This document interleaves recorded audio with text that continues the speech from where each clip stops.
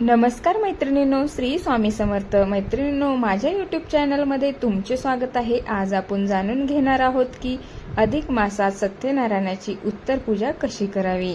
अधिक मास हा हिंदू धर्मामध्ये अत्यंत पवित्र आणि पुण्यदायी मानला जातो.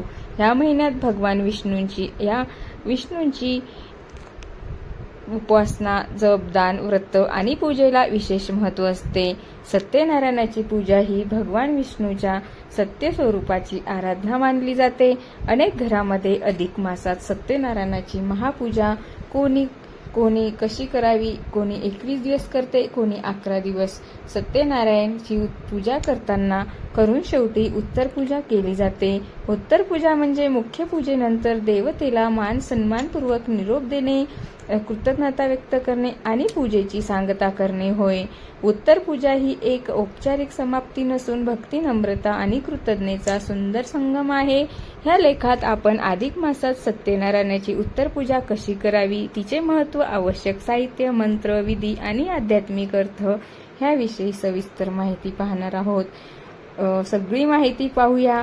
अधिक मासाचे महत्त्व. हिंदू पंचांगानुसार जेव्हा चंद्रमास आणि सौरमास यामध्ये तफावत निर्माण होते तेव्हा ती भरून काढण्यासाठी अधिक मास येतो. या महिन्याला पुरुषोत्तम मास असेही म्हणतात. भगवान विष्णूंनी या महिन्यात स्वतःचे नाव दिले असल्यामुळे हा मास अत्यंत शुभ मानला जातो. अधिक मासात केलेले जप, दान, व्रत, कथा श्रवण, सत्यनारायण पूजा यांना अनेक पटीने अधिक पुण्य प्राप्त होते असे धर्मग्रंथ सांगतात.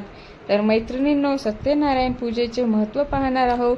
सत्यनारायण म्हणजे सत्यरूप नारायण. जीवनातील संकटे दूर व्हावीत, घरात सुख समृद्धी यावी, मानसिक शांती मिळावी आणि कुटुंबात ऐक्य राहावे ह्यासाठी ही पूजा केली जाते. घरात कोणतीही अडचण येऊ नये म्हणून ही पूजा केली जाते.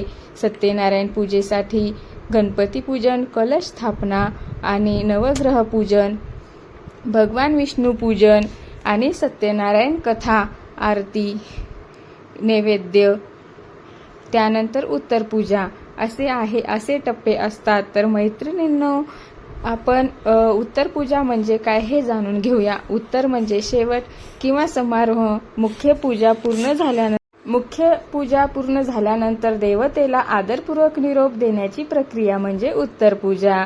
उत्तर पूजेमध्ये आपल्याला देवाचे आभार मानले जातात, पूजेत झालेल्या चुका, क्षमा मागितल्या जातात आणि देवतेला पुन्हा आगमनाची विनंती केली जाते.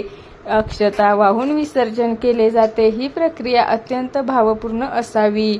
आणि उत्तर पूजेसाठी आवश्यक साहित्य लागतं. उत्तर पूजा करण्यासाठी खालील साहित्य लागते: अक्षता, फुले, तुळशीपत्र, गंध, नैवेद्य, पाणी, आरतीचे ताट, घंटाकुपर, प्रसाद. जर मुख्य पूजा पूर्ण झाली असेल तर बहुतांश साहित्य आधीच उपलब्ध असते. मैत्रिणींनो, उत्तर पूजेची पूर्वीची तयारी कशी असावी. उत्तर पूजा करण्यापूर्वी घरातील सर्व सदस्यांनी उपस्थित राहावे, मन शांत ठेवावे आणि देवासमोर बसावे. आरती झाल्यानंतर उत्तर पूजा सुरू करावी आणि देवतेसमोर नम्र भाव असणे सर्वात महत्त्वाचे आहे. मैत्रिणींनो, उत्तर पूजेची संपूर्ण विधी आपण पाहूया. एक आचमन व शुद्धी. प्रथम स्वतःची शुद्धी करावी. ओम केशवाय नम, ओम नारायणाय नम, ओम माधवाय नम हे असे म्हणत आचमन करावे. नंबर 2, भगवानाला नामस्मरण करा. हात जोडून प्रार्थना करावी. हे सत्यनारायण भगवान, आपल्या कृपेने आमची पूजा निर्विघ्न पार पडली. आपण आमच्यावर सदैव कृपा ठेवावी. पुष्पांजली अर्पण. हातात फुले व अक्षदा घेऊन मंत्र म्हणावा. ओम सत्यदेवाय नम, ओम नारायणाय नम. फुले देवाला अर्पण करावीत. क्षमा याचना करावी. पूजेमध्ये काही त्रुटी राहिल्या असतील तर क्षमा मागावी. त्यानंतर मंत्र म्हणावा. आवाहन व जनामी न जनामी सर्वाचरम पूजाचे वेन जनामी.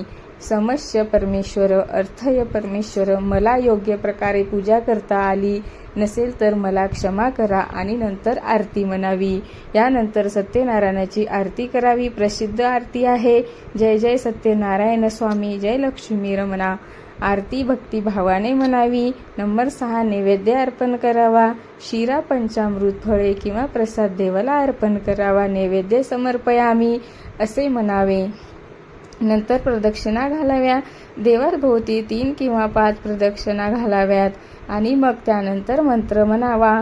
यानी कानीच पापानीच जन्मांतर कृतानीच तानी तानी विनशयांती. मग प्रदक्षिणा पदे पदे विसर्जन मंत्र म्हणावा. आता देवतेला सन्मानपूर्वक विसर्जन करावे आणि मंत्र म्हणावा. यान्तु देवंगना सर्वे पूजा मादाय मिमी किम इष्टकाम समृद्धते पुराणगाम नायच. अर्थ हे देव हो, माझी पूजा स्वीकारून कृपा आपल्या स्थानी जावे आणि पुन्हा आगमन करावे.